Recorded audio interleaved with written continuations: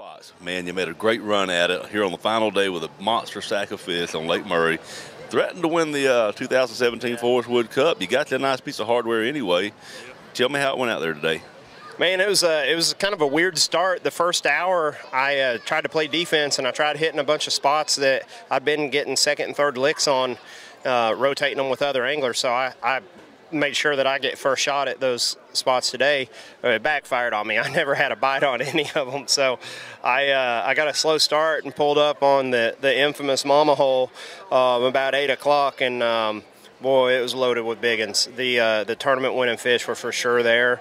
I caught almost 20 pounds off of it with 4 fish. I weighed in one fish that was 14 1/8 inch, and then I had 2 that aspired. So, you know, that tells me what was there.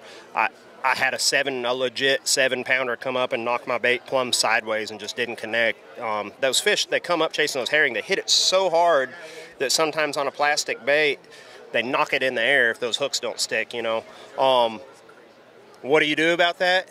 You thank the Lord for the bite and the opportunity you got. That's all you can do, because you didn't do nothing wrong, you know. So I had the opportunity several times out there. I did lose a good, easy, solid 3-pounder right at the boat trying to net it on that great big spoon, but that spoon weighs 1.5 ounces, 2 ounces. They're notorious for losing fish. They make you, they break you. I don't feel like I did anything wrong, and so I'm totally cool with second place. I didn't want to finish last in this tournament, so I finished way better than last, and I'm ecstatic. Speak to me real quick about the adjustment you make. You went with the spoon. Did you do that all week, or was that something you did today because the skies lit up and the fish maybe positioned a little deeper or differently?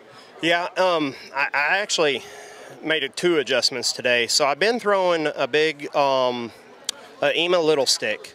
I would just throw an EMA little stick, an American shad, and the only change I would make to it, I'd put VMC hooks on it, because the hooks were pretty flimsy, and those dadgum stripers, they'd straighten them out, and then you'd hook a big fish, a bass, and they'd straighten those hooks out after they get worn. So VMC has a new hybrid hook that is, you need to wear body armor when you're putting that thing on.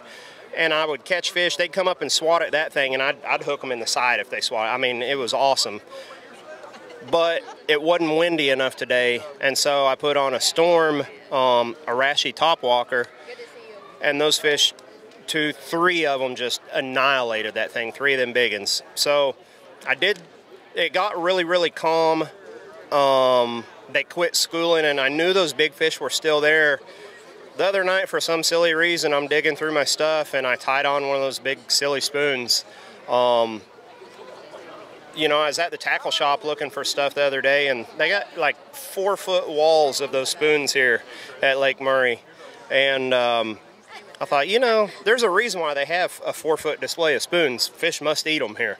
So, you know, we throw them on the Tennessee River and several other lakes.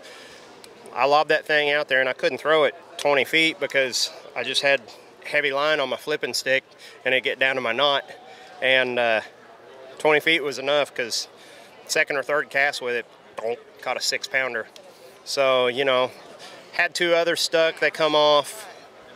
I didn't do nothing wrong, that's part of it, but, you know, making that adjustment, 6-pounder sure helps whenever you only got 4 fish.